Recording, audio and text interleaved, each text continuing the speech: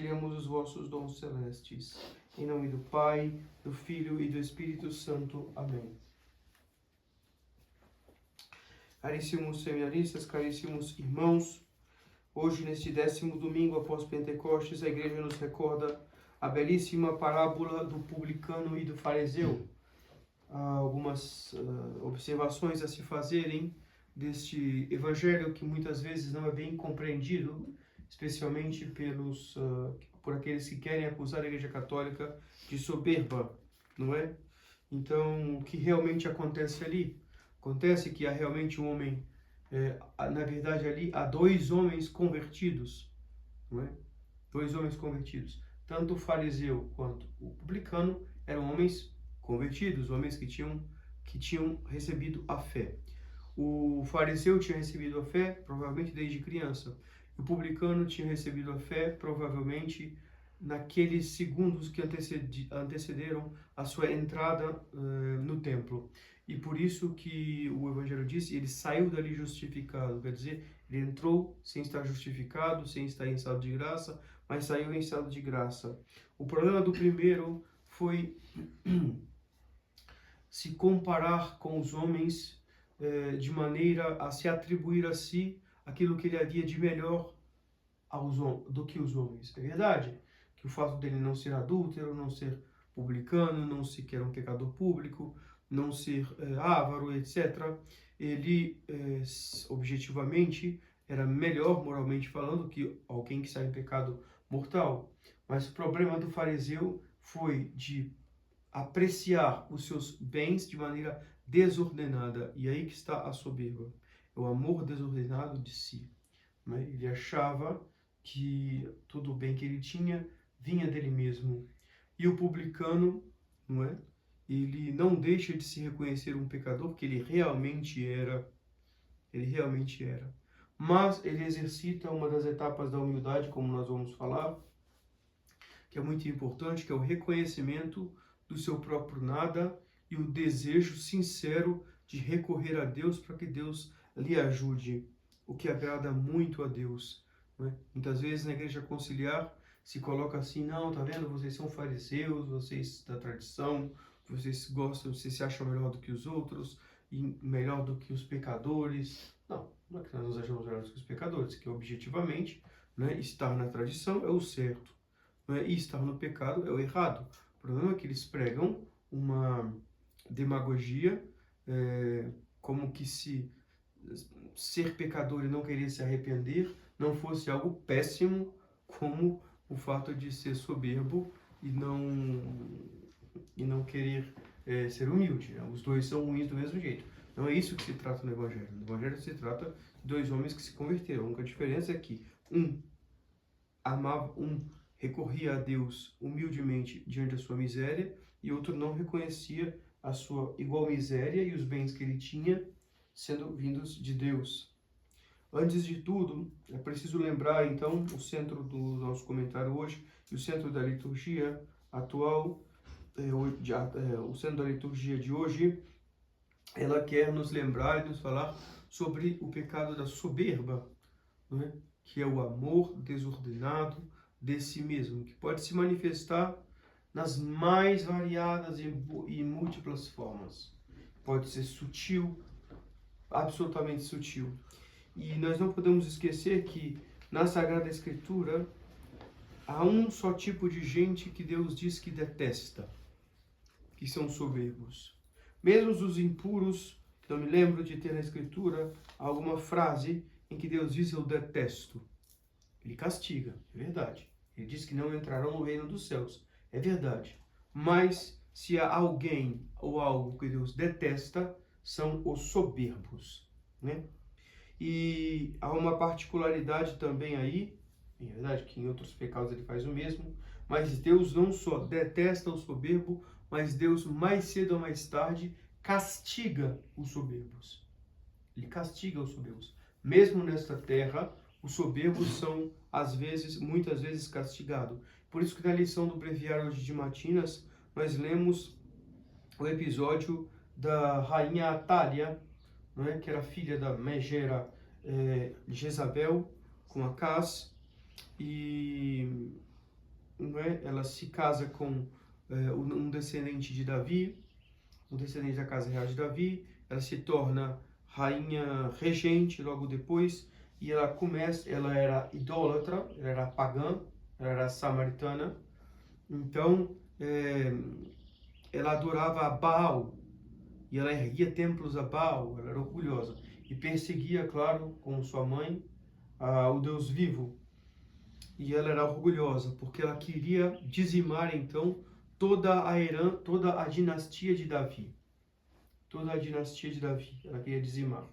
Só que um foi salvo justamente, que foi o seu neto, que ela também queria dizimar, né? O seu neto. E o seu neto foi guardado,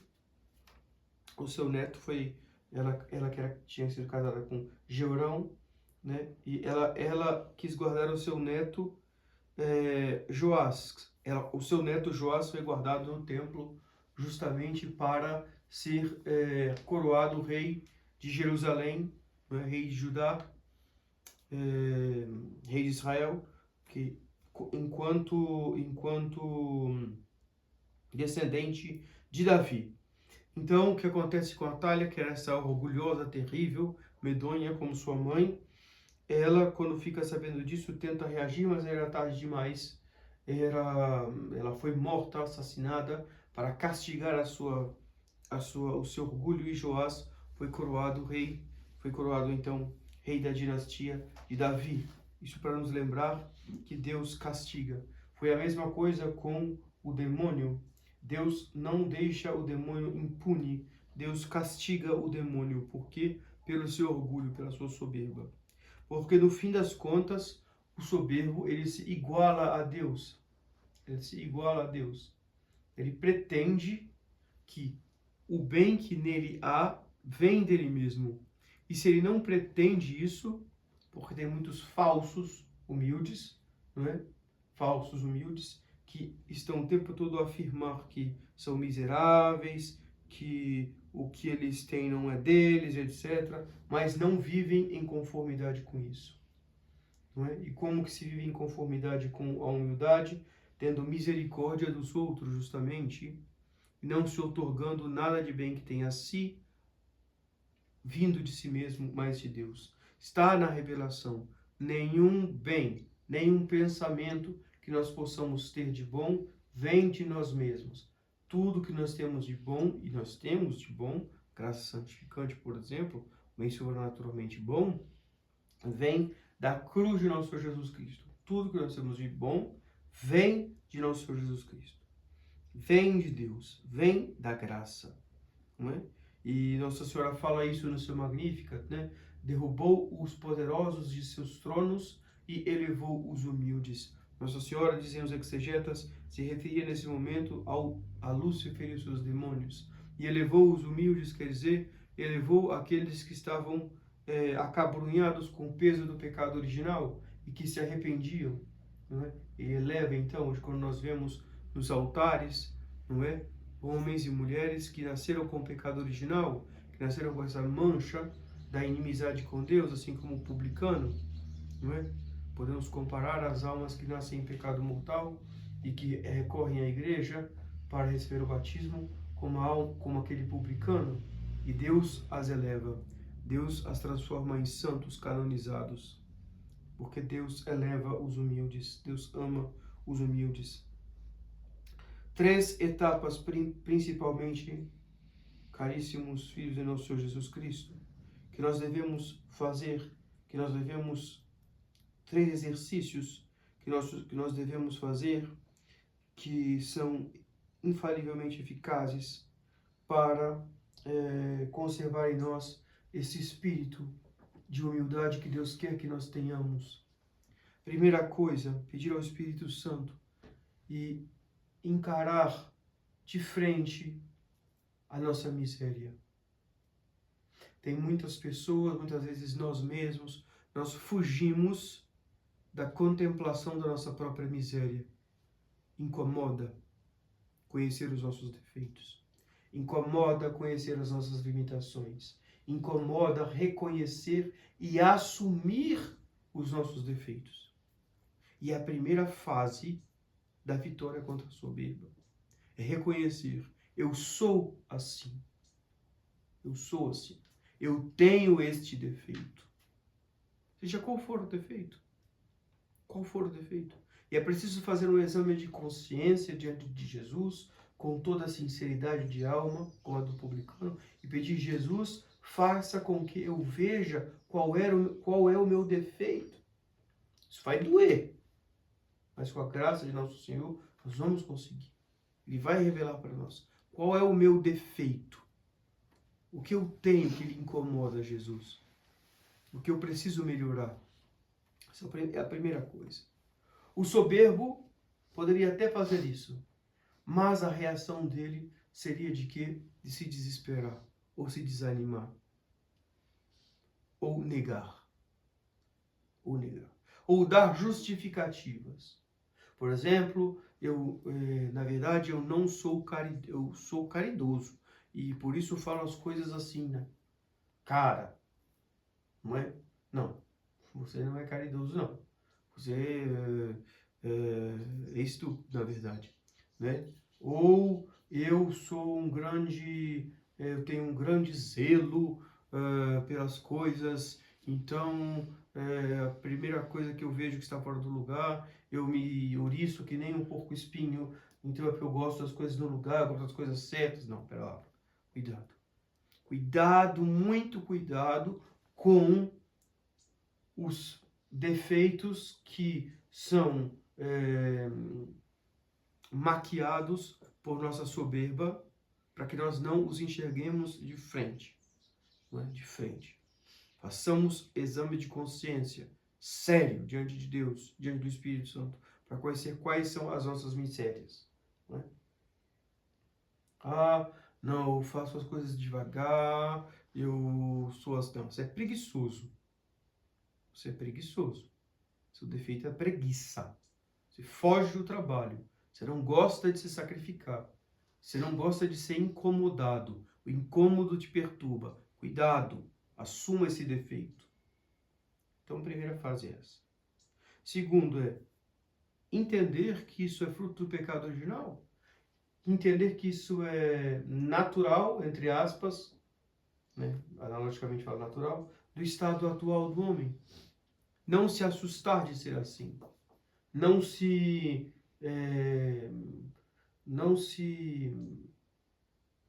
entrar em perplexidade ao encontrar em si misérias, porque isso é uma falta de fé e uma falta mesmo de doutrina, não é? Católica. Porque uma pessoa que se espanta com a própria miséria é porque ela não conhece a doutrina católica. A doutrina católica diz que nós somos miseráveis. Santo Agostinho diz que não há nenhum pecado que um homem possa cometer que outro não possa cometer. São Francisco de Assis chorava quando via um homem indo para a pena de morte, dizendo: se não fosse a graça, eu faria pior do que ele. Então, mesmo quando nós estando andando na rua, nós temos que ter um olhar de misericórdia para as pessoas. Muitas vezes a gente tem esse defeito de a gente fica se perguntando até que ponto a gente deve ficar comentando sobre o defeito dos outros, mesmo dos padres da igreja moderna. A gente deve atacar o mal. E quando a gente ataca o mal, quando a gente ataca os que erram, claro, a gente sente de zelo porque nosso Senhor está sendo ofendido. Mas não esquecer que nós já quase fomos como eles. Né? Nós quase entramos em seminários modernos. Se nós tivéssemos entrado, o que não teria acontecido conosco? Ou outros que nem sequer seriam católicos, se não fosse a graça de Deus. Se nós estamos aqui, é exclusivamente por conta da graça e da bondade de Deus, que quis manifestar o seu poder, como diz a oração da coleta, partiendo et miserando, perdoando e fazendo misericórdia. E essa é toda a doutrina de Santa Teresinha do Menino Jesus, por isso que ela ficou tão grande, porque é um tesouro inestimável a sua doutrina, né? De saber que nós somos isso, nós não somos melhores do que ninguém, enquanto anteriores às graças que Deus nos dá. Obviamente que nós somos melhores do que os que não são católicos, porque nós somos católicos, enquanto somos católicos. Há de se fazer essa distinção. Enquanto nós somos católicos, nós somos melhores do que todos os que não são católicos, óbvio. Mas quando nós não éramos católicos, o fato, se Deus nos tira essa graça, então enquanto nós mesmos, nós somos até piores que os outros. Santo Afonso diz, quem sabe, ele diz na novena de Natal, se aquele muçulmano tivesse recebido a graça que eu recebi, com que amor ele não adoraria Jesus? Né? Com que amor, talvez um pagão que a gente vê na rua, se tivesse recebido a graça que eu recebi, não seria muito mais fiel que eu? Isso a gente tem que pensar, refletir. Não ter medo, nunca ter medo, porque o demônio, ele coloca esse medo em nós. Nunca ter medo de encarar a própria miséria. Nunca ter medo de entreter-se com a própria miséria. É isso que agrada a Deus. É isso que agrada a Deus. Porque isso é a verdade. Isso não é demagogia, isso não é minimalismo. Isso é verdade. É a verdade que nós somos incapazes de todo bem e capazes de todo mal. São Francisco de Sales diz, as almas que quando fazem alguma coisa que não devem, quando dão uma espécie de mancada, desculpa o prosaísmo, ficam tristes, são almas que não têm fé, ou pouca fé. Porque se elas tivessem fé, elas não se espantavam quando elas fizessem uma coisa ruim. Elas falariam assim, Senhor, misericórdia, mais uma vez. Mas é isso aí, fazer o quê? Eu preciso de vós. Nós deveríamos se espantar de São Francisco de Sales quando nós fazemos alguma coisa de bom. Quer dizer, Nossa Senhora, como que eu fui capaz de fazer essa coisa boa assim? Como Deus pôde intervir apesar da minha miséria e usar das minhas miseráveis mãos, do meu miserável ser, para fazer alguma coisa de bom? Usar do meu miserável ser para fazer alguma coisa de bom? É óbvio, não estou dizendo que a gente deve se acomodar ou se deve se conformar aos nossos pecados, de maneira nenhuma, entendam bem. O que eu quero dizer é que nós devemos justamente não se espantar. Santa Teresa dizia, quando ela fazia alguma coisa bem que não era muito boa, ela dizia, Senhor, essa é a erva do meu jardim, isso é o que eu produzo. Né? Segunda etapa, então, aceitar. Aceitar e amar. É preciso muita força de alma para amar a nossa miséria. Santa Teresinha de Jesus dizia, eu quero o último lugar, porque o último lugar ninguém inveja. Na verdade, ela estava sendo muito esperta, porque o último lugar é o nosso lugar. É o nosso lugar. O último lugar é o nosso lugar. Em que sentido nós devemos amar a nossa própria miséria? Porque a nossa própria miséria vai ser a causa de uma obra, da obra mais extraordinária de Deus, que é a obra da sua redenção. Deus vai nos redimir, Deus vai nos salvar. Se nós pudéssemos sondar, e espero que os senhores um dia sondem também, na oração da manhã, na contemplação, por isso que a oração da manhã é tão importante, por isso que a contemplação é tão importante, a adoração, o silêncio é tão importante, para que nós meditemos isso. Né? Meditemos a extensão do que significa Deus ser o nosso Salvador. Deus ser o nosso Salvador. Para todas as dificuldades que nós tivermos, para todos os desafios que nós tivermos, para todas as batalhas que nós tivermos, na nossa santificação, Ele é o nosso Salvador. Então, se não, a gente canta isso no Sábado Santo, né? Ó Félix culpa, ó Félix culpa, que nos deu um tão grande Salvador. Que alegria ter Jesus para nos elevar acima de Adão e Eva, para nos fazer participantes da sua própria natureza divina. O fato de nosso Senhor ter vindo nos salvar, o fato dele ter se dado a nós por causa da nossa miséria, é tão impressionante que faz com que a igreja e que a revelação nos diga que nós devemos amar a nossa própria miséria. Não o nosso pecado, não amar o pecado, amar a miséria, amar a nossa fragilidade, amar a nossa necessidade de Deus. E é por isso que Deus vem até nós. Santa Teresinha dizia, eu quero continuar sempre pequenina. Porque quando alguém cresce, o pai já não mais se ocupa dele. Eu quero ser cada vez mais pequenina. Isso quer dizer não que ela queria continuar com os defeitos que ela tinha, muito pelo contrário, mas ela queria cada vez mais se aprofundar na necessidade que ela tinha de Deus. Tem pessoas que se espantam com o fato de precisarem de Deus. Mas, padre, eu preciso o tempo todo pedir socorro a Deus. Padre, não consigo fazer nada. Padre, eu sinto que eu sou um fraco. Padre, eu sinto que eu sou incapaz. Padre, eu sinto que eu dependo o tempo todo de Deus para tudo. Mas, meu amigo, meu filho, que maravilha! É a maior graça que você podia ter recebido na vida. Você não sabe o tesouro que você guarda. O tesouro que você guarda.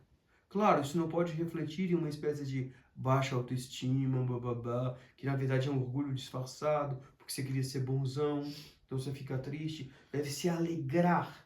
Que alegria, meu Deus, que eu tenho de ter descoberto o quão fraco que eu sou. Porque quando eu descubro quão fraco eu sou, eu descubro o quão bom que o Senhor é. Diante, como o Senhor pode ter se inclinado a mim. Bendita a miséria que eu tenho. Ô maravilha, que me atraiu. Tão grande dom do amor de Deus, que é a sua misericórdia. Nada maior, nada mais lindo na religião do que o amor e a misericórdia de Deus. Deus se deu inteiramente a nós, se dá inteiramente a nós no Santíssimo Sacramento. Por quê? É por diversão? Vai deixar o trono dos querubins e dos serafins no céu para descer na terra por diversão? Não. É por causa da nossa miséria. Deus não nos ama apesar das nossas misérias. Deus nos ama por causa delas. Por causa. Há uma inclinação. Palavras, né, um antropomorfismo, né, aplicar a Deus uma coisa que é a favor da gente. É difícil de explicar, mas vamos por esse lado. Não é?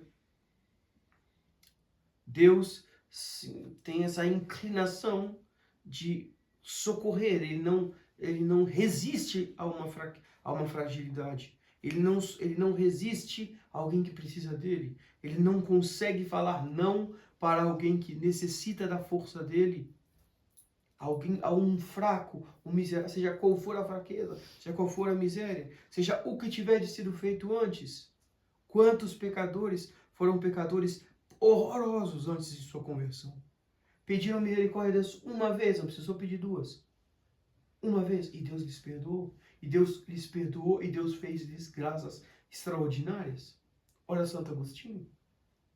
Aquelas graças que Santo Agostinho teve de ser um doutor, de ser um bispo, de ser o que ele foi, estava predestinado a ele, estava chamado a isso.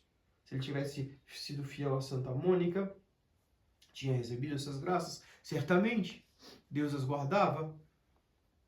E Deus devolveu, e Deus devolveu com ainda mais abundância quando ele se arrependeu. Deus nunca jogou na face de Santo Agostinho, não vou te dar mais nada, porque sua mãe rezava, você ficava bebendo, sua mãe rezava, você ficava atrás do que não devia, você isso, você aquilo. Não. Pelo contrário, Deus dá força a Santo Agostinho. No momento de se converter, Santo Agostinho teve uma tentação terrível de dizer: eu não vou ser fiel ao meu batismo, porque eu sou fraco, eu vou cair. E o Espírito Santo ajuda, consolador, não é? Consolator optime. O Espírito Santo vem em Santo Agostinho e diz: se você cair, você se confessa. Não se preocupe, vai. Se você cair, bondade de Deus. Terceira coisa.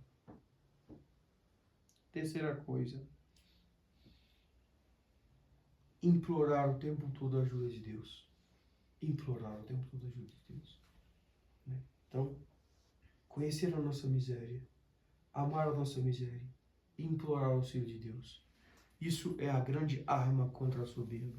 Os senhores entrarem numa profunda disposição de alma, que tem esses 3 pontos, os senhores vão viver já na terra um céu antecipado. Um céu antecipado. Nada vai perturbar os senhores. Se os senhores não ficam em paz, tudo bem, os senhores estão começando agora a luta espiritual, os senhores estão começando, o que não quer dizer que os senhores vão demorar muito tempo para chegar numa grande perfeição. Isso não é questão de tempo, é questão de generosidade. É questão da atitude de alma dos senhores diante de Deus. Quantos seminaristas no seminário morreram muito mais santos que muitos padres que fizeram 50 anos de apostolado, a perfeição não precisa vir de idade, dizia Santa Teresinha. Precisa de uma disposição de alma. A santidade é uma disposição de alma, dizia Santa Teresinha, de me fazer bem pequena no colo de Deus e saber que Ele me ama. Não é? Isso é terrível para o homem moderno. A gente não foi criado assim. A gente foi criado para ser super super suficiente, super capaz a gente mesmo. Não é? Super capaz a gente mesmo. Lembrar aquele episódio também de Santa Teresinha, de que o irmão estava chorando muito diante do Carmelo, e a Santa Teresinha era mestra de noviças, encontrou um dia ela chorando e disse: irmã, por que a senhora está chorando? Ela disse: irmã, eu nunca vou conseguir subir a escada da perfeição. É muito difícil, é muito duro exercer as virtudes, ter paciência com o próximo, suportar o próximo, amar o próximo, cumprir a regra.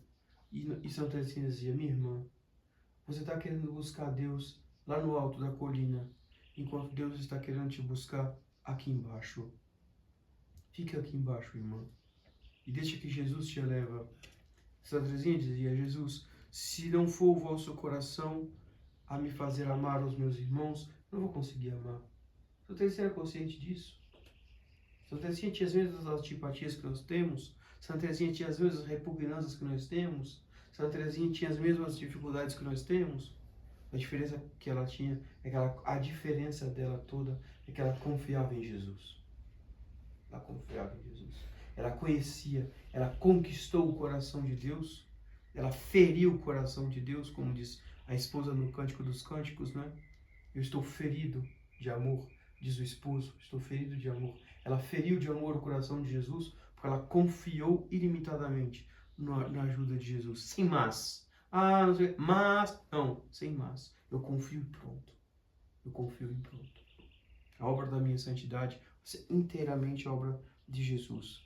E o que fazem para terminar, então, aplicando ao mundo moderno, aplicando à igreja moderna, o que fazem esses pobres homens, orgulhosos, soberbos, não são capazes de reconhecer, e aí que começa a decadência da crise que nós vivemos atualmente.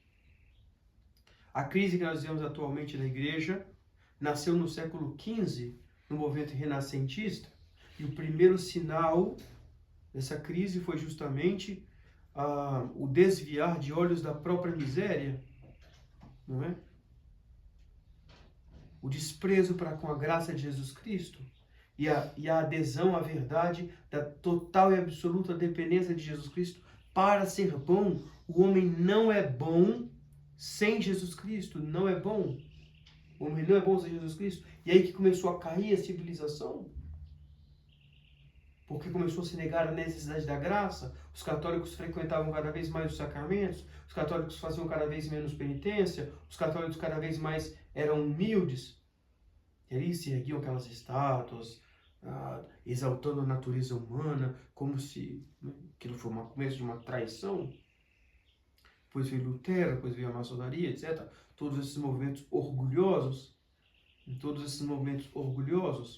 que ultrapassa a maçonaria, que nega a ordem sobrenatural, que nega a necessidade da graça de Jesus Cristo, naturalismo, humanismo, se opõe com o espírito de soberba, não é? Às verdades que a igreja nos ensina, da nossa dependência ao nosso Senhor. E agora os homens da igreja, não é? Com o modernismo, eles são incapazes de reconhecer que sem a revelação divina eles não podem chegar até Deus, mas eles criam uma espécie de imanentismo religioso. A verdade vem de cada um, a verdade vem do próprio coração e não sei o que. Não. Nós somos incapazes de conhecer a Deus e as coisas de Deus. Foi Jesus Cristo que nos revelou. O homem é incapaz, por mais que seja inteligente, por mais que tenha uma inteligência natural, ele é incapaz de conhecer sobrenaturalmente a Deus. É preciso que Jesus Cristo nos revelasse. E todo homem, para conhecer a Deus, deve dobrar a sua inteligência à doutrina católica. Isso é humildade. E o que os homens da igreja fazem? Eles corroboram para esse espírito de soberba, que não quer se dobrar diante de Jesus Cristo, que não quer se dobrar diante da soberania de Jesus Cristo, do senhorio de Jesus Cristo, o Senhor de Jesus Cristo. E por excelência, os exercícios de humildade se resumem justamente em recorrer a Jesus Cristo, recorrer à doutrina revelada por Jesus Cristo por conta da ignorância, recorrer à lei revelada por Jesus Cristo por conta da nossa ignorância de saber o que agrada a Deus, e recorrer à vida e à graça e à força vital de Jesus Cristo nos sacramentos para que nós consigamos ser bons. Não tentem ser bons por vocês mesmos, vocês vão se frustrar. Consigam ser bons com a força de nosso Senhor Jesus Cristo, que vem da oração e dos sacramentos. Dependam cada vez mais dele, e que essa dependência seja uma dependência alegre. Fiquem felizes, porque vocês estão dando glória a Deus, que está podendo exercer aquilo que ele mais ama fazer, que é a misericórdia. Então nós não nos entristecemos da nossa miséria, porque ela mesma está dando glória a Deus, não é? E podendo receber na nossa alma esse contato íntimo com o nosso Senhor. Louvado seja o nosso Senhor Jesus Cristo, para sempre seja louvado. Em nome do Pai, do Filho e do Espírito Santo. Amém.